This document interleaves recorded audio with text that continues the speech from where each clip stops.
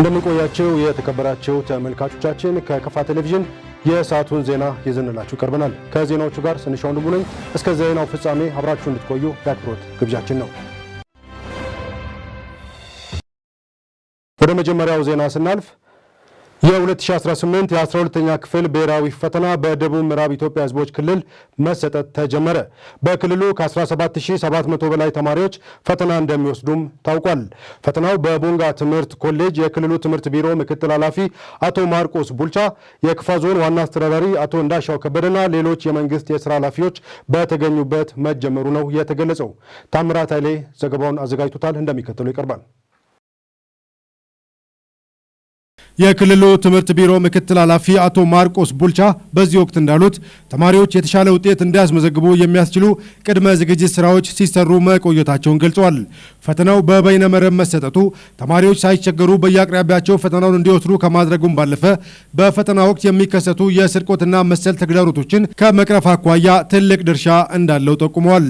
አንዳንድ ጊዜ ትምህርት ቤት ላይ ፖሊስ ጣቢያ ላይ አሽገ አስቀምጠ ቆፍሮ ገብቶ እንትን ያሉ አጋጣሚዎች ሁሉ እናስታውሳለን። ስለዚህ ከዚህ አንፃር ይሄ የለም፣ ሴፍ ነው፣ ኦንላይን ነው።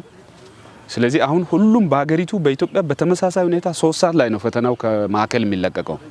ስለዚህ ቶታሊ በኦንላይን ፈተና ስርቆት፣ ንጥቂያ፣ ሌላ ነገር ቆሟል። ይሄ አንዱ በትምህርት ስርዓታችን ትልቅ ስኬት ብሎ መውሰድ ይቻላል። ሁለተኛ ተማሪውም ኮንፊደንሻል ነው የሚሰራው። ከዚህ በፊት በወረቀት በምሰራበት ጊዜ ያ ሁላችንም ተፈትነን ስላለፍን አንዳንድ አስቸጋሪ ልጆች ያንተን ሺት ይቀማሉ። አንዳንድ በባህሪያቸው አስቸጋሪ የሆኑ ተማሪዎች ያንተን ሺት ይቀማሉ። ከኋላ ሩጦ መጥቶ ለፈታኞች እሺ የማይሉ አሉ። አሁን ይሄ እድል ዝግ ነው። ያንተ ኮምፒውተር ካንተ ጋር ነው ያለው፣ ማንም መንካት አይችልም። ኦንላይን ሲስተም ነው። ትምህርት ሚኒስቴር ሲለቅ ነው የሚፈተኑት። ስለዚህ ከፍተኛ ከኩረጃ ጋር ከንጥቂያ ጋር ከፈተና ላይ ከሚደርሰው ረብሻ በተለይ ጎበዝ ተማሪዎች ተረጋግቶ እንዳይሰሩ የሚያደርጉት ነገሮች በሙሉ በዚህ በኦንላይን ተወግዷል። ከዚህ አንፃር የተሻገርንበት ብሎ መውሰድ ይቻላል። ፈተናው በሁለት አማራጮች እንደሚከናወን ገልጸው ከጠቅላላ ተፈታኞች ውስጥ 9589 ተማሪዎች በበይነ መረብ ኦንላይን ፈተናቸውን የሚወስዱ ሲሆን ቀሪዎቹ ደግሞ በወረቀት እንደሚወስዱ አብራርተዋል። የክፋ ዞን ዋና አስተዳዳሪ አቶ እንዳሻው ከበደ በበኩላቸው ተማሪዎች የ12 ዓመት ልፋታቸውን ፍሬ የሚያዩበት መሆኑን ገልጸዋል። ዛሬ እንግዲህ በ3 ትምህርት ቤቶች ወደ 420 አካባቢ የሚሆኑ ተማሪዎች የመጀመሪያውን ፈተና ይቀበላሉ። ተራ በተራ እስከ ሐምሌ 16 እንደሚሄድ ነው የሚጠበቀው። እንግዲህ ይህንን ፈተና በጣም የተሳካ ሊሆን የሚችልበት ሁኔታ እንዲኖር ከላይ ጀምሮ እስከ ታች የተለያየ ግብረ ኃይል ተዋቅሮ ቅድመ ዝግጅቱን ስንገመግም ነው የነበረው። የተማሪዎች የት ቦታ ላይ ምቹ ወንበር አለ፣ የት ቦታ ላይ በቂ ኮምፒውተር አለ፣ የት ቦታ ላይ ለዛ የሚያስፈልግ የመብራት አገልግሎት ጥሩ አለ፣ የኮኔክሽን የኔትወርክ ሁኔታ አጠቃላይ የተገመገመ የተሟላ ሊሆን የሚችልበት ሁኔታ እንዲኖር፣ የጸጥታውም ጥበቃ እንደዚሁ አስተማማኝ ሊሆን የሚችልበት ሁኔታ እንዲኖር የማድረግ ስራ የተማሪዎችን ዝግጅት ለዚህ ብቁ ሆኖ ራሳቸውን የሳይኮሎጂካሊ ሬዲ ሆኖ መዘጋጀት የሚችሉበት ሁኔታ እንዲኖር የማድረግ ስራ የገመገምን የመጣ ነው። የመተን አሁን የዛሬው ዕለት የደረስንበት ሁኔታ ነው ያለው። ዛሬ አሁን ፈተና በሚፈተንባቸው ሁሉም ቦታዎች ላይ በቂ ዝግጅት ተደርጓል። ሁሉም ቦታ ላይ መግባት የሚገባቸው ተማሪዎችም አስፈታኞችም ጥበቃዎችም የሚገቡበት ሁኔታ ነው ያለው። ስለዚህ በጥሩ ሁኔታ እየተጀመረ ይገኛል። በዞኑ 420 ተማሪዎች በመጀመሪያው ዙር ፈተናውን እንደሚወስዱ በመጠቆም የፈተናው ሂደት ፍጹም ሰላማዊና ስኬታማ ሆኖ እንዲጠናቀቅ ሁሉም የበኩሉን እንዲወጣ ጠይቀዋል። ተፈታኝ ተማሪዎች ተረጋግተው ፈተናቸውን በተገቢው መንገድ መስራት እንዳለባቸውም አስገንዝበዋል። የከፋ ዞን ትምህርት መምሪያ ኃላፊ አቶ ሙሉጌታ መሻ በበኩላቸው ከዚህ ቀደም ተማሪዎችን ለማብቃት የሚያስችሉ በርካታ ተግባራት ሲከናወኑ መቆየታቸውን ገልጸዋል። በዛሬው ዕለት በ3 ማዕከላት 420 ተማሪዎች ፈተና እንደሚወስዱ ጠቁሟል። ለዚህ የተከፈሉ በርካታ መስዋዕትነቶች አሉ። ሎጂስቲክ የማመቻቸት ጉዳይ፣ ኮምፒውተር የማደራጀት፣ ኢንተርኔት የማስገባት፣ የጀነሬተር የማሟላት እና አጠቃላይ ቅድመ ዝግጅት የማሟላት ስራዎች እየተሰሩ ነበርና አሁን ባለው ሁኔታ በእኛ ዞን በ6 ማዕከላት ላይ ፈተና እየተሰጠ ይገኛል። ቦንጋ ዩኒቨርሲቲን ጨምሮ 7 ማዕከላት ዛሬ ላይ 3 ማዕከላት ላይ ፈተና እየተሰጠ ይገኛል። ቦንጋ ዩኒቨርሲቲ ላይ፣ ቦንጋ ትምህርት ኮሌጅ እና ሺሽንዳ ማዕከል ላይ አሁን በዚህ ሰዓት ፈተናው እየተሰጠ ይገኛል ማለት ነው። ፈተና የሚሰጠው እንግዲህ በ6 ተከታታይ ዙር ነው። ዛሬ 23 ነው። ከ23 እስከ ሐምሌ 16 ጊዜ ድረስ ፈተናዎች በ6 ተከታታይ ዙር ይሰጣል። የመጀመሪያው ዙር ፈተና የሚወስዱት የተፈጥሮ ሳይንስ ተማሪዎች ናቸው ማለት ነው። የስራ ኃላፊዎቹ ለተፈታኝ ተማሪዎች መልካም ዕድል እንዲገጥማቸውም ተመኝተዋል። በማስጀመሪያው መርሃ ግብር ላይ የከፋ ዞን የመንግስት ዋና ተጠሪ አቶ አጥናፉ ኃይሌን ጨምሮ ሌሎች የመንግስት የስራ ኃላፊዎች ተገኝተዋል። የአረንጓዴ ልማት ስነ ምህዳርን ከማደስ ባለፈ የምግብ ዋስትናን ከማረጋገጥ አኳያም ሰፊ ድርሻ እንዳለው የዴቻ ወረዳ አስተዳደር ገለጸ። በወረዳው በዘንድሮ የክረምት አረንጓዴ አሻራ መርሃ ግብር 4.5 ሚሊዮን በላይ ችግኝ እንደሚተከልም ተጠቁሟል። የችግኝ ተከላው ተስፋን እንትከል በሚል መሪ ቃል በባሃ ቀበሌ ተጀምሯል። ዜናውን ያዘጋጀው በላቸው በላይ ነው። ምረት ማሞ እንደሚከተለው ታቀርበዋለች። የዴቻ ወረዳ ዋና አስተዳዳሪ አቶ ወንዱ አደመ መርሃ ግብሩን ባስጀመሩበት ወቅት እንደገለጹት የክረምት አረንጓዴ አሻራ ችግኝ ተከላ መርሃ ግብር ለሀገራችን ስነ ምህዳር መታደስ፣ ለምግብ ዋስትና መረጋገጥና ለአየር ንብረት ለውጥ መቋቋም ከፍተኛ ሚና ያለው ሀገራዊ ንቅናቄ መሆኑን ጠቁመዋል። ለምለማ የተዋበችና የአየር ንብረት ለውጥን የምትቋቋም ኢትዮጵያ ለቀጣይ ትውልድ ለማጋራት የዘንድሮ የክረምት አረንጓዴ አሻራ ችግኝ ተከላ መርሃ ግብር በታላቅ ህዝባዊ ተሳትፎ በወረዳ በሁሉም ቀበሌዎች እየተከናወነ ይገኛልን ብለዋል። ተስፋን እንትከል በሚል መሪ ቃል በወረዳችን የክረምት አረንጓዴ አሻራ ፕሮግራም ጀምረናል። ዛሬ አጠቃላይ በወረዳችን ውስጥ ባሉ ቀበሌዎች የማስጀመር ስራ ተሰርቷል። ከዚህም ውስጥ እንደ ወረዳ ደግሞ ያበሰርነው ባሃ ቀበሌ ላይ ነው። ያው ባሃ ቀበሌ ላይ የተለያዩ ዘርፈ ብዙ ጥቅም ያላቸውን ችግኞችን በችግኝ ጣቢያም ተዘጋጅቷል። በተዘጋጀው ልክ የተከላውን ፕሮግራም ዛሬ በይፋ አስጀምረናል።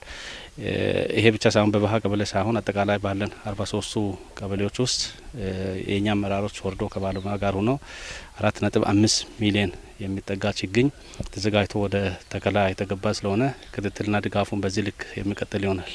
ባለፉት ለውጥ ዓመታት ከተተከሉ ችግኞች ማህበረሰቡ ዘርፈ ብዙ ጥቅሞችን ማግኘት መቻሉን የተናገሩት አቶ ወንዱ አደመም የወረዳው አየር ሁኔታ ለቡናና ሻይ ምቹ በመሆኑም በትኩረት እየተሰራ ይገኛልን ብለዋል። በዚህም በዘንድሮ በወረዳው ከግማሽ ሚሊዮን በላይ የሻይ ችግኝ ለመትከል ቅድመ ዝግጅት ስራዎች መጠናቀቃቸውን ገልጸዋል። ይህም የአርሶ አደሩን ምርትና ምርታማነትን ለማሳደግ ታልሞ በትኩረት እየተመራ መሆኑን አብራርተዋል። እንደ ወረዳችን ወደ 572,000 ችግኝ በክልሉ በዞኑና በወረዳው ትልቅ ድጋፍ ይሄ ችግኝ ለዚህ ደረጃ ደርሷል። ይህን ችግኝ ደግሞ ቀጣይ ያለን የቤት ስራ አንዱ የአረንጓዴ አሻራ አካል ቢሆንም ሰፊ ስራ የሚፈልግ የማሳ ዝግጅቱ በተለየ ሁኔታ ማዘጋጀት የሚጠበቅብን ስለሆነ ባለሙያዎቻችንም ይሁን አመራሮቻችን በተመረጡ 4 ቀበሌዎች ላይ ሄደው የማሳ ዝግጅት ከተለየው 31.5 ሄክታር 16.5 ሄክታር ማሳ ዝግጅት ተከናውኗል። ስለዚህ ይሄ የማሳ ዝግጅት ያው እንደ ሌሎች ተክሎች ሳይሆን ለሻይ ባለሙያ በሚሰጠው ምክረ ሀሳብ መነሻ መሰረት በጥሩ ሁኔታ እንዲዘጋጅ ሆኗልና ለዚህ አፈጻጸሙም ከዚህ ከአረንጓዴ አሻራ ጎን ለጎን በተለየ ሁኔታ ኢኒሼቲቭም ስለሆነ በተዘጋጁ ቦታዎች አጠቃላይ 572,000 የሻይ ችግኝ በኩታ ገጠም በክላስተር ለመትከል አዘጋጅተን እየተንቀሳቀስን ነው ያለነውና እንደ አጠቃላይ በወረዳችን ሻይን ጨምሮ ሌሎች ተግባራትን የዚህ አረንጓዴ አሻራ ተግባር አድርገን የምንመራ ይሆናል ማለት ነው። ስፔሻሊ በባሃና ኤርሞ ሻፓ የሚባሉ ቀበሌዎች ላይ የፍራፍሬ ክላስተር ስለሆነ ቅድም ዘነርሰሪ ሳይቱ ላይም እንዳየ ነው እነዚህ ግራፍትድ የሆኑ አቮካዶዎች፣ ምርጥ ዘር የተባሉ የሙዝ ዘሮች እነዚህ መጥተው የመትከል ስራዎች በስፋት እየተሰሩ ስለሆነ አጠቃላይ ፊት ለፊት ያለን አላማ እነዚህን 3ቱን ቀበሌዎች የፍራፍሬ ክላስተር የማድረግና በዚህ በአረንጓዴ አሻራ ልዩ አሻራ እዛ ቦታ ላይ ጥለን ለማለፍ እየተንቀሳቀስን ነው ያለው። ነገን ዛሬ ላይ መትከል የአረንጓዴ አሻራ መርሃ ግብር የአካባቢን መራቆት ከመከላከል ባለፈም የሀገርን ገጽታ የሚቀይርና የምግብ ዋስትናን የሚያረጋግጡ የልማት ችግኞችን እንደ ፍራፍሬና የእንስሳት መኖ ላይ ትኩረት አድርጎ ወረዳው እየሰራ መሆኑን የተናገሩት የወረዳው ምክትል አስተዳዳሪና የግብርና አካባቢ ጥበቃና ህብረት ስራ ጽህፈት ቤት ኃላፊ አቶ ወንድም ወልዴ ናቸው። የአረንጓዴ አሻራ መርሃ ግብር በክቡር ጠቅላይ ሚኒስትር አብይ አህመድ ከተጀመረበት ከ2011 ዓመተ ምህረት ጀምሮም በወረዳው እስካሁን በሁሉም ቀበሌዎች ዘርፈ ብዙ ችግኞች መተከል መቻላቸውን ተናግረዋል። ካሉን 43ቱ ቀበሌዎች ባሃ ላይ መተናል ማለት ነው። በአጠቃላይ ይህን ስናስብ እንደ ወረዳችን 4,500,000 76325 ችግኝ የተለያየ ዘርፈ ብዙ ጠቀሜታ የሚሰጡትን ችግኞችን አዘጋጅተናል። እነዚያ ችግኞች ደግሞ እዛ ውስጥ ቡናም አለ፣ ሻይም አለ። ይሄ ቡናን ሳያካትት ሻይን ሳያካትት የተለያየ ፍራፍሬንና የደን አገር በቀል ደን ችግኞችን ነው ቅድም 4.5 ሚሊዮን በላይ ያልኩት። ከዛ ውጪ ደግሞ ቡና ከ4.5 ሚሊዮን በላይ ራሱን አስችሎ አለ። ሻይ ደግሞ ከ1.5 ሚሊዮን በላይ አለ ማለት ነው። ማለት ከግማሽ ሚሊዮን ሻይ አለ። እነዚያን ሁሉ በአረንጓዴ አሻራ አካል አድርገን ተከላ ለማስጀመር መተናል ማለት ነው። ስለዚህ ይህን ተከላ ስናካሄድ የቅድሙ በየደረጃው 4.5 ሚሊዮን በላይ የተለያዩ ዘርፈ ብዙ ጠቀሜታ ያላቸው ዛፎች ሲዘጋጁ በሶስት ደረጃ ተካፍሎ ነው። አንደኛ የበጋ ተከላ አለ። እሱን አስጀምረን በተከላ ላይ ይገኛል። ዛሬ ላይ ደግሞ የክረምት ተከላ ማስጀመሪያ ነው። በስተመጨረሻ ደግሞ ሐምሌ አካባቢ የሚደረገው የአንድ ጀንበር ተከላ አለ። እነዚህን ሁሉ በእነዚህ በተከፋፈሉት ተከላ ጊዜያቸው ተክለን ለመጨረስ አቅደን ነው እየሰራን ያለ ነው። ስለዚህ አሁን ከተከላው በፊት አጠቃላይ ይሄኛው የተዘጋጀው ችግኝ ወደ 1480 በላይ ሄክታር በላይ ነው የሚሸፍነው።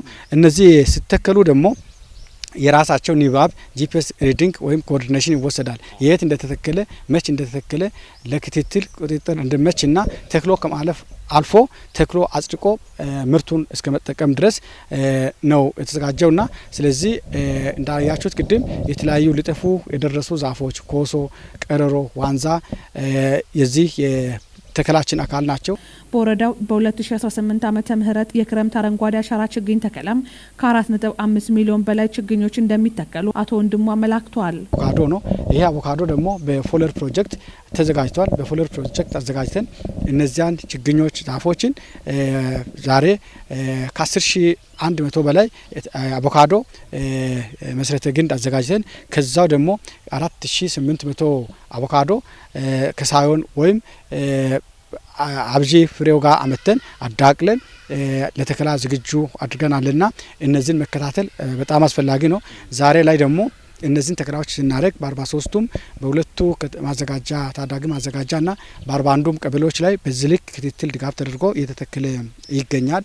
እንደገና ደግሞ ሙዝ የተመሰከረለት ዝርያው ከየት እንደሆነ የመጣበት ቦታው ከአካባቢው ጋር ተስማሚነቱና ውጤታማነቱ ምርታማነቱ የተመሰከረን በባለሙያ ምክር ሀሳብ በጥናት በምርምር የተረጋገጠውን አመተን የተከልን እንገኛለን። በሌላ በኩል ደግሞ እነዚህ ምርቶች ደግሞ ሲዘጋጁ ነገ ለአርሶ አደር ዘርፈ ብዙ ጥቅም የሚሰጡ መሆን አለባቸው። በአሁኑ አፈር መታጠብ፣ መሸራሸር፣ የአፈር አሲዳማነት መብዛት እነዚህን ሊቋቋሙ የሚችሉ ናቸው የተከልን ያለ ነው። በዛሬው ዕለትም አመራሩም በወረዳው በባሃ ቀበሌና በዲንቻ የሚገኙ የተለያዩ ችግኝ ጣቢያዎችን የጎበኙ ሲሆን በጣቢያዎች ያሉትን ችግኞች ለክረምት ተከላ የደረሱ መሆናቸውን ተመላክተዋል። የሻይ ቅድመ ዝግጅት ትልቅ ግንዛቤ የሚያስፈልግ ነው። ልክ እንደ ሌሎች ተከላዎች እንደ ሌሎች ፍራፍሬ እንደ ቡና ቀላል አይደለም። ምክንያቱም አሁን በአንድ ሄክታር ወደ 13,000 ችግኝ ነው የምተከለው። ስለዚህ የጉድጓድ ዝግጅቱ ማጓጓዙ ጥንቃቄው ከተለያየ ንክኪ አድርጎ መያዝ ላይ ግንዛቤ በየደረጃ የክልሉም ይሰጣል። የክልሉ ቡና ሻይ በደንብ ይሰጣል። ዞኑም ይሰጣል። ወረዳም ራሱን አስጠብቆ እየሰጠ ነው።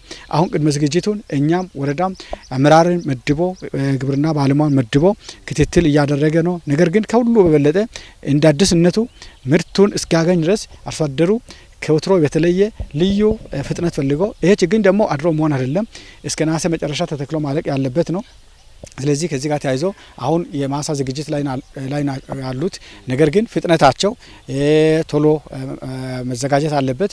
አሁን የጉድጓድ ዝግጅቱ ትንሽ ከዚህ አኳያ ቅድም የተባለው ችግኝ ብዙ ጉድጓድ ይፈልጋል፣ ፍጥነት ይፈልጋል። ስለዚህ ዝናቡ በጣም መጥቶ ከማስቸገሩም በፊት ማጓጓዝ ይፈልጋል። በቦታ ወስዶ መትከል ስለሚያስፈልግ አርሶ አደሩ አሁን የተመደበውን አመራር ከፍተኛ ድጋፍ በመጠቀም ቀበሌውም የወረዳውም አመራር እንደዚሁ የሳይቱ ባለሙያ ከቢሮ የተመደበ SMS ባለሙያ እኛውም ጭምር ያልተቋረጠ ድጋፍና ክትትል አድርገን በአጭር ጊዜ ውስጥ ካላነሳን ይሄ ሻይ ደግሞ ለአደጋ የሚጋፈጥ ከመሆኑም አንጻር ልዩ ትኩረት ሰጥተን በአጭር ጊዜ ውስጥ ቅድም በተቀመጠው ጊዜ ሰሌዳ ውስጥ ተተክሎ እንዲያልቅ የማድረግ ስራዎች ግንዛቤ ተሰጥቶ ወደ ተግባር ገብቶ ጉድጓድ ቁፋሮና ማሳ እርሻ ዝግጅት ላይ ገብቶ ነው ያሉት የሚል ሀሳብ ነው አለን። የአረንጓዴ አሻራ መርሃ ግብርን ውጤታማ ለማድረግ ዋናው ቁልፍ የተተከሉትን ችግኞች በባለቤትነት ስሜት መንከባከብ መሆኑን የጠቆሙት አስተያየት ሰጪዎች ለዚህ ተግባር ስኬትም ተገቢውን የውሃ ጥበቃ ስራዎችን በቁርጠኝነት እንደሚያከናውኑ አሳውቀዋል። ለዚህ ሀገራዊ ዘመቻ አካል ለሆነው የክረምት አረንጓዴ አሻራ ተከላ መርሃ ግብር የዴቻ ወረዳ ብልጽግና ፓርቲ ቅርንጫፍ ጽህፈት ቤት ኃላፊ አቶ አስራት አዴቱን ጨምሮም ወጣቶች፣ አርሶ አደሮች፣ የመንግስት ሰራተኞችና አመራሮች በነቂስ በመውጣት ተሳታፊ ሆነዋል። የወቅቱን የልማትና መልካም አስተዳደር ፍላጎት የሚመጥንና ሊፈጸም የሚችል እቅድ መዘጋጀት እንደሚገባ ተጠቆመ። የከፋ ዞን ፕላንና ልማት መምሪያ የ2018 በጀት ዓመት አፈጻጸም ግምገማና የቀጣይ ተግባራት እቅድ ላይ ውይይት ተካሂዷል። ለታምራት ባዩ ዘገባ ሲሆን ታደለ። በመድረኩ የዞኑ ሁሉም ሴክተር መስሪያ ቤቶች የልማት እቅድ ባለሙያዎች አፈጻጸምና መነሻ እቅዳቸውን አቅርበው ሰፋ ያለ ውይይት ተካሂዷል። የህጻናት ክትባት እቅድ ከህዝቡ ቁጥር ጋር ያለመመጣጠን፣ የጤና መድን አባላት ተጠቃሚነት ጉዳይ፣ የቦንጋ ከተማ ጽዳትና ውበት አጀንዳ፣ አዳዲስ የስራ እድል ፈጠራ እቅድ ማነስ፣ እንደዚሁም የሊዝ ማሽን አቅርቦት በሚፈለገው ልክ ያለመሆንና መሰል ጥያቄዎች በመድረኩ ተነስተዋል። እንደዚሁም ፕሮጀክቶች በታቀደላቸው ጊዜ ማጠናቀቅና በቂ በጀት መመደብ እንዲሁም ወቅቱን የጠበቀ ክፍያ መፈጸም እንደ ምገባና የአንዳንድ ከተሞች የህዝብ ቁጥር ያለመደራጀት የውሃ ሽፋንን ለማሳደግ ተግዳሮት እየሆነ መምጣቱን ሌላኛው በመድረኩ የተነሱ ጉዳዮች መሆኑ ታውቋል። የመንገድ ፕሮጀክቶች ተደራሽነትና የጥራት ጉዳዮች ትኩረት መሰጠት እንዳለባቸው ተገምግሟል። በወጣቶች ስራ እድል ፈጠራ የተጀመረው ጅምር አበረታች ቢሆንም የሚያዙ በጀቶች በቂ ያለመሆንና ለድጋፍና ክትትል ሎጂስቲክ ውስንነቶች መኖራቸውን አንስተዋል። በሁሉም ሴክተሮች የሚስተዋሉ ችግሮችን የፕላንና ልማት መምሪያ ወስዶ ለሚመለከተው አካል እንዲያደርስ አጽንኦት የተሰጠ ሲሆን ለቀረቡ ጥያቄዎች በሚመለከታቸው አካላት ምላሽና ማብራሪያም ተሰጥቷል። ባለድርሻ አካላት የተጠቆሙ ጉድለቶችን ለማረም እንዲረባረቡ ከመግባባት ተደርሷል። በትምህርት ተቋማት ይዞታ ውስጥ ሳይለማ የተቀመጠውን መሬት በማልማት የትምህርት ቤቶችን የገቢ አቅም የማሳደጉን ሂደት ማጠናከር እንደሚገባ የቦንጋ ትምህርት ኮሌጅ አስገነዘበ። የትምህርት ቤቶች የገቢ አቅም ማደግ ለትምህርት ውጤት መሻሻል ጉልህ ሚና እንዳለውም ተገልጿል። ለሀብታሙ ወልደስላሴ ዘገባ አብይ ብርሃኑ። ከመማር ማስተማር ባሻገር ባላቸው ማሳ ላይ እያከናወኑ ያሉት የግብርና ተግባራት የውስጥ ገቢ አቅማቸውን ከማሳደግና የምግብ ዋስትና ከማረጋገጥ እንዲሁም ከመንግስትና ሕዝብ የሚደረገውን ድጋፍ ከማስቀረት በተጨማሪ የቴክኖሎጂ ተግዳሮቶችን በመቅረፍ ረገድ ለአካባቢው አርሶ አደሮች ትልቅ ማሳያ እየሆነ መምጣቱን ዶክተር ዱባሌ አክለዋል። የእቅዳችን አካል አድርገን የውስጥ ማመንጫ ፕሮጀክቶችን ነድፈን ወደ 13 የሚጠጉ ፕሮጀክቶችን ነድፈን እየሰራን እንገኛለን ማለት ነው።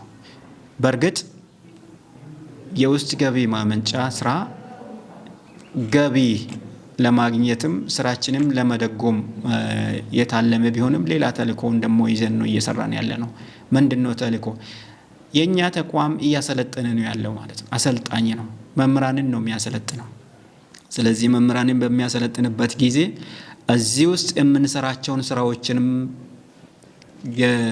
ከቀለም እውቀት በተጨማሪ ማየትና ማወቅ መቻል አለባቸው። በሙያ ማወቅ አለባቸው። የውስጥ ገቢ ማመንጨት እንደሚቻል ወደ ትምህርት ቤት በሚሄዱበት ጊዜ እነሱም የውስጥ ገቢ አመንጭቶ ትምህርት ቤታቸውን መደገፍ እንደሚችሉ መስራት እንደሚችሉ ማየት አለባቸው። እኛ ልማታችንን እንደው ዝም ብለን አምርተን አይደለም እንተው፣ ተማሪዎቻችንን ወስደን እናስጎበኛቸዋለን ማለት ልምድ እንዲያገኘው መስራት እንደሚቻል ማግኘት እንደሚቻል ሁሉንም ጎን ለጎን ማስኬድ እንደሚቻል ሁላችንም እናውቃለን። ምናልባት ካልሰነፍን በስተቀር የተሰጠን አቅም በተፈጥሮ ያገኘነው አቅም በጣም ከፍተኛ ነው። ምናልባት አንድ ነገር ብቻ ይዘን እዛ ላይ የሙጥኝ ብለን ባለመስራታችን ነው ትንሽ ማግኘት ያለብንን ነገር ሳናገኝ የቀረ ነው እንጂ ብዙ ነገር መስራት እንችላለን ማለት ነው። እንድንሰራ ደግሞ እንዳንሰራ የሚያግደን ነገር ምንም የለም። ለአካባቢው ማህበረሰብ እያሳየ ያለውን በጎ ተግባራት አጠናክሮ ለማስቀጠልና የትምህርት ግብዓቶች በተገቢው እንዲሟሉ የማድረግ ኃላፊነት ለመወጣት እየሰሩ መሆናቸውንም ገልጸዋል። የኮሌጃችን ማህበረሰብ በተለይ በቦንጋ ትምህርት ኮሌጅ የሚታወቀው በተባባሪነት በእውነት ማለት ትክክለኛ ኢትዮጵያዊነት የሚታይ ተቋም ነው ብዬ ነው ማስበው። ከላይ እስከታች በየአቅጣጫው እንደየ ስራ መስኩ ተሯሩጦ ያመጣው ውጤት ነው፣ ለውጥ ነው። ትብብራችን መተጋገዛችን መቀጠል አለበት ነው። ምክንያቱም ምን ከማን ይጠበቃል የሚለው ለኛ ማህበረሰብ ብዙም ይሄን ያክል መልእክት ማስተላለፍ አስፈላጊ ነው፣ ግን ሁሉም ሚናውን ያውቃል። በአግባቡ ያቀድነውን ነገር ተችተን ገምግመን ከሚመለከተው ክፍል ጋር ተነጋግረን የበለጠ ውጤታማ ስራ መስራት እንዳለብን አስባለሁና ስለዚህ የየክፍል አስተባባሪዎች አሁንም ያላቸውን አቅም ያላቸውን ልምድ ተጠቅመው ውጤታማ የበለጠ ውጤታማ ስራ ለመስራት አለባቸው፣ ማቀድ አለባቸው፣ መስራት አለባቸው ብዬ አስባለሁ። የቦንጋ መምህራን ትምህርት ኮሌጅ የአስተዳደርና ፋይናንስ ምክትል ዲን ዶክተር ዘገየ ወልደ ማርያም እንደገለጹት ሁለንተናዊ ለውጥ ለማምጣት በእጃቸው ከነበረው 33 ሄክታር ማሳ ውስጥ ብዙ ቦታዎችን በእርሻ መሸፈኑን ገልጸው በ2018 የመኸር አዝመራ ከኮሌጁ ባለድርሻ አካላት ጋር በጋራ በመቀናጀት ከ2 እና ከ3 ሄክታር ማሳ በላይ በተለያዩ ሰብል አይነቶች መሸፈን መቻላቸው ተናግረዋል። ግቢ ውስጥ ልክ ነው የተለያዩ የግብርና እንቅስቃሴዎች ይከናወናሉ።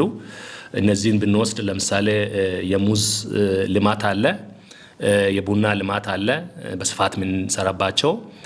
እንደዚሁ ደግሞ ከቅርብ ጊዜ ወዲህ እንደ ሙከራ የጀመርናቸው እንደ አትክልት የጓሮ አትክልት አለን ላይክ እንደ ቆስታ እንደነ ካሮት፣ አናናስ ያው ቅድም ከክልሉ ከፍተኛ አመራር ጋር አብረን ዞረን ባያችሁት ልክ ያያችሁት ነው። ከዛ በተጨማሪ የወተት ልማት አለን እና እነዛን ወተት የማልማት ስራ ጥሩ ሙከራዎች አሉ። ከዛ በተጨማሪ ከቅርብ ጊዜ ወዲህም እንደዚሁ ድለባም ሞክረናል። ከአንድ ወር ወዲህ ወደ 10 የሚጠጉ በሬዎችን የድለባ የስጋ በሬዎችን ገዝተን ድለባ ሞክረናል። ብዙ ትግል አድርገን አሁን ኦልሞስት እየበሰለ ያለ ወደ 2 ሄክታር የሚጠጋ በቆሎ አለ። ቅድም እንዳያችሁት ያው የክልሉ ከፍተኛ አመራሮች የክቡር አቶ አልማው ዘውዴን ጨምሮ በጣም የተደነቁት በጣም ኢንካሬጅ ያደረጉት በቆሎ ከግብርና ኮርፖሬሽን ባለሙያዎች ጋር ተነጋግረን ከከተማ እዚህ ከተማ አስተዳደር ላይ ካሉ ከግብርና ባለሙያዎች ጋር በመነጋገር ወደ 2 ሄክታር የሚጠጋ መሬት አሳርሰን ከቦንጋ ዩኒቨርሲቲ ትራክተር በመከራየት በማምጣት ኮሌጁ ከመማር ማስተማር ስራ በተጨማሪ ያለውን ይዞታ አሟጦ ለማረስና የግብርና ተግባራትን አጠናክሮ ለማስቀጠል መሰረታዊና ወሳኝ የሆኑ የእርሻ በሬን ጨምሮ የተለያዩ ግብዓቶችን በማዘጋጀት ለአካባቢ ወጣቶች ጊዜያዊ እድል መፍጠር መቻሉን አንስተዋል። እነዚህ ነገሮችን ስንሞክር ብዙ ነገሮች በስተጀርባ አሉ ነው። ቅድም ያልኩ ትንሽም ብትሆን የምትገኝ ሀብትን ወደ ገንዘብ በመቀየር መማር ማስተማርን መደገፉ አንድ ቢሆን እንደ ውስጥ ገቢ ወስደን አንድ ሲሆን፣ ሌላኛው ግን የኮሌጅ ውስጥ ያለው ማህበረሰብም ሆነ በኮሌጁ ቀጠና ውስጥ ያላሉ ወይም በክልሉ ላሉ ለሚመለከታቸው ለተለያዩ ሴክተርስ ማስተማሪያም ይሆናል። አሁን እንደ ሀገር ለምሳሌ ከጠቅላይ ሚኒስትራችን ጀምሮ የተለያዩ ኢኒሼቲቮች አሉ እየተሰሩ ያሉ ማለት ነው። እሱ አንዱን ብንወስድ ለምሳሌ አጠቃላይ የጓሮ አትክልት ጋር ተያይዞ ጓሮዎችን ግቢዎችን ከማሳመር ግሪን ከማድረግ አኳያ ይሄ እንደ ሀገርም እንደ ዓለም አቀፍም ትልቅ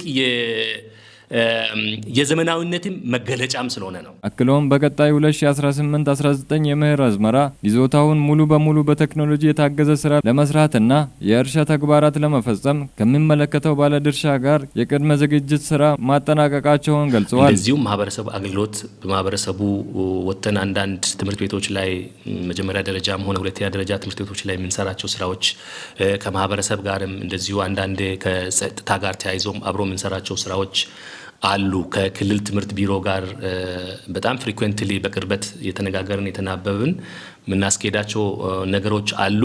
ስለዚህ እነዚህ ነገሮች ተጠናክሮ እንዲሄዱ ከዛሬ ነገ የተሻለ ነገር እንድናይ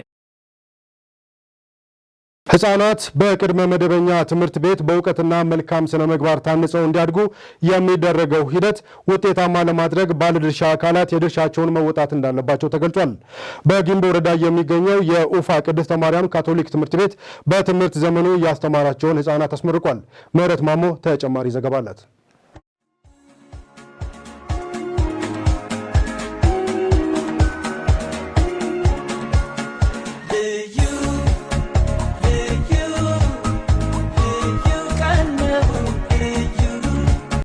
ትምህርት ቤቱ ሲያስተምር የቆየውን 20 ተማሪዎችን በደማቅ ሁኔታ ያስመረቀ ሲሆን በምረቃ መርሃ ግብሩ ላይም ከወረዳው የተጋበዙ እንግዶችም ተገኝተዋል።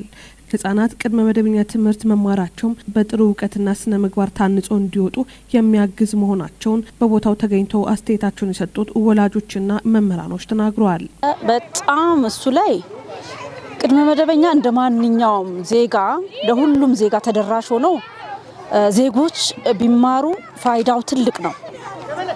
የሰው ልጅ ከመሰረታዊ ነገር ተነስቶ እውቀት እየገነባ መውጣቱ አካላዊ አእምሮአዊ የሆነ ብቃት እንዲኖረው ያግዛል ማለት ነው። እርግጥ ነው እውነት ለመናገር ያው ትምህርት የአንድን ሀገር እድገት ወደ ጥሩ ደረጃ ለማድረስ ትምህርት ዋና ሆኖ እያለ በዚህ ትምህርት ቤት ላይ ቅድመ መደበኛ አንደኛ ክፍል ተማሪ ጀመረ ማለት ከተለያዩ አካባቢዎች የሚመጡ ብዙ ተማሪዎች አሉ።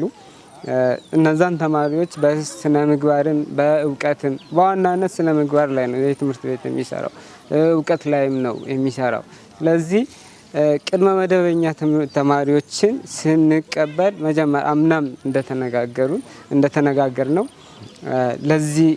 ለዚህ አመት ይሆናሉ ብለን አሁን በሚቀጥለው እንደ እቅድ አንዳንድ ነገሮችን እንሰራለን ብለን አስበናል። እውነት ለመናገር የዚህ ትምህርት ቤት ቅድመ መጀመሪያ አንደኛ ደረጃ ትምህርት ቤት መጀመሩ አጠቃላይ ለጊምቦ ማህበረሰብ በጣም ጥቅም አለው ብዬ ነው የምወስደው። ቅድመ መደበኛ እጅግ በጣም አስፈላጊ ነው።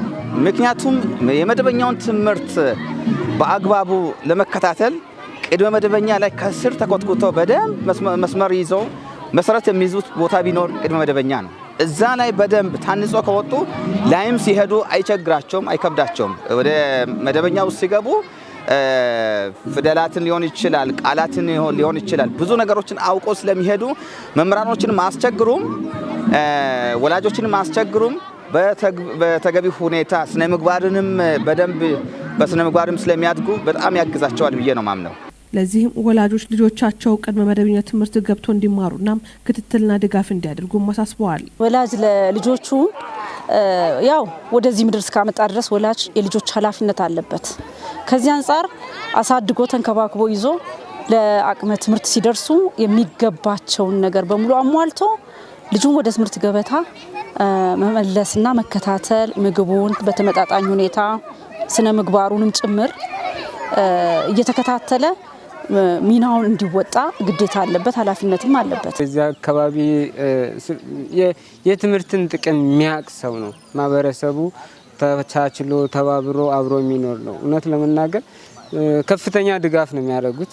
እዚህ ትምህርት ቤት ላይ አንዳንድ ችግሮች ቢከሰቱም ወላጆች ከልጆች ተማሪዎች እርስ በርሳቸው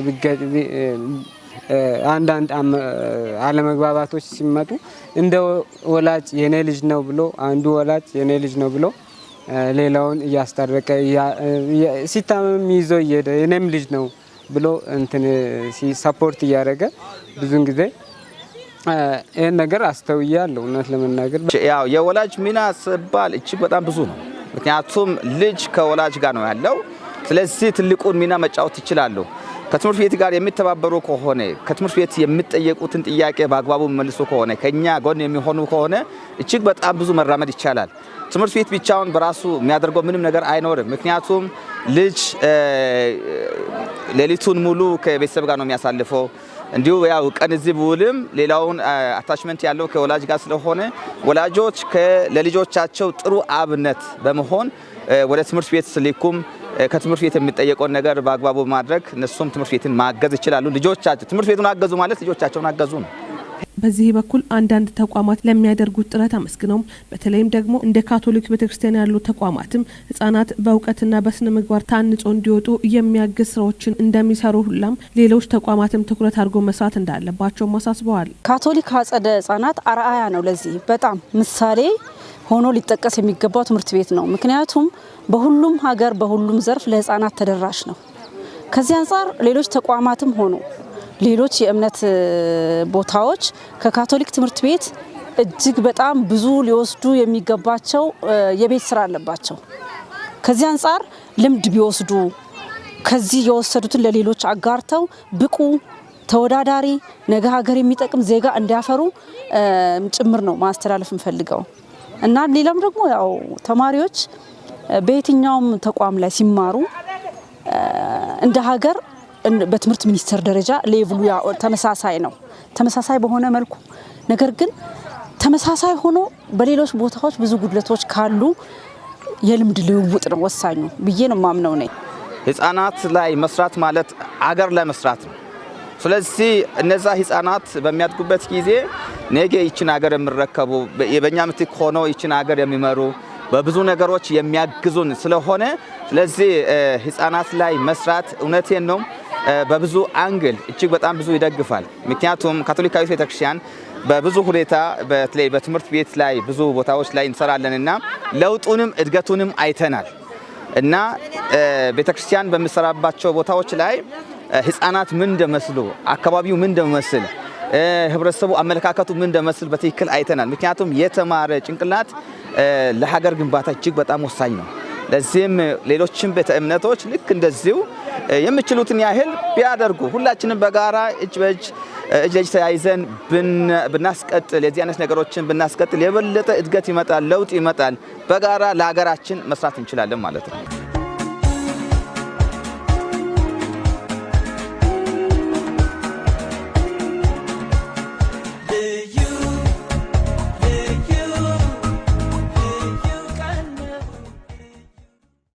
ሀገራችን ኢትዮጵያ የገጠሟትን ዘርፈ ብዙ ፖለቲካዊና ማህበራዊ ፈተናዎች ለመሻገር ከጊዜያዊ መፍትሄዎች ይልቅ ስር ነቀል መዋቅራዊና ፈውስ አምጪ እርምጃዎች ያስፈልጓታል።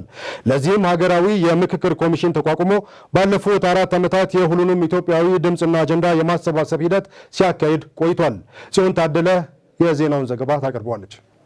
የሀገራዊ ምክክር ኮሚሽን ተቋቁሞ ባለፉት 4 ዓመታት የሁሉንም ኢትዮጵያዊ ድምፅና አጀንዳ የማሰባሰብ ሂደት ሲያከናውን ቆይቷል። በዚህም ወሳኝ የታሪክ ምዕራፍ ላይ የኢትዮጵያን የነገ ዕጣ ፈንታ ለሚወስኑ ጉዳዮች ትኩረት በመስጠት ሲሰራ የቆየው የሀገራዊ ምክክር ኮሚሽኑ ለምክክሩ ጠቅላላ ጉባኤ 8 ዋና ዋና አጀንዳዎችን በመለየት የማጠቃለያውን ምክክር ለማካሄድ ለሐምሌ 8 ቀን 2018 ዓ.ም ቀጠሮ ይዞ አስፈላጊውን ዝግጅት እያጠናቀቀ ይገኛል። ወደ አዲስ ማህበራዊ ውል የሚወስደው ይህ ሀገራዊ ምክክር የፖለቲካ ሊቃን የስልጣን ክፍፍል የሚያደርጉበት መድረክ ሳይሆን ህዝበ መሰረታዊ በሆኑ ሀገራዊ ጉዳዮች ላይ የጋራ መግባባት የሚፈጥርበት ሂደት ነው። በኢትዮጵያ የተዛባ ትርክትን ለማረም አስፈላጊ ሆኖ እንደ ሀገር የተጀመረው ሀገራዊ ምክክር በሀገረ መንግስት ግንባታ፣ በታሪክ አደራደርና በህገ መንግስት ዙሪያ ያሉ ጥልቅ ልዩነቶችን በሰለጠነ መንገድ በጠረጴዛ ዙሪያ ለመፍታት ቁልፍ ሚና እንደሚጫወት ይጠበቃል። በዚሁም የሀገራችን የፖለቲካ አቅጣጫ በጥቂት የፖለቲካ ሊቃን ፍላጎት ወጥቶ የምሁራን የሴቶችና የወጣቶችን ጨምሮ የሁሉም ኢትዮጵያውያንን ድምጽ ያካተተ እንዲሆን ለማድረግ በኮሚሽኑ በኩል ትኩረት ተሰጥቶ እየተሰራ ቆይቷል። ይህም በህዝቦች መካከል እንዲሁም በህዝብና እንደ ጸጥታ አካላት ባሉ ሀገራዊ ተቋማት መካከል የተሸረሸረውን አመኔታ መልሶ ለመገንባት ወሳኝ ሚና ይጫወታል። የተከበራችሁ ተመልካቾቻችን ከክፋት ቴሌቪዥን ያዘጋጀናቸው ዜናዎቻችን የእስካሁኖቹ ነበሩ። ከዜናዎቹ ጋር ስንሻው ወንድሙ አብሬያችሁ ቆይታ አድርጌያለሁ። ቀሪ የጣቢያችን መሰናዳዎች የሚቀጥሉ ይሆናል። በእኔ በኩል ሰላም።